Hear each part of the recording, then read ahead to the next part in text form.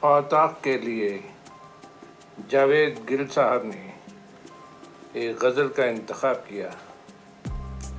کلام ہے ابن صفی صاحب کا، آواز مسیح احمد کی۔ سماعت فرمائیے۔ راہ طلب میں کون کسی کا، اپنے بھی بیگانے ہیں، چاند سے مکھڑے رشک غزالاں، سب جانے پہچانے ہیں۔ تنہائی سی تنہائی ہے، کیسے کہیں کیسے سمجھائیں، چشم و لب و رخسار کی تہ میں روحوں کے ویرانے ہیں۔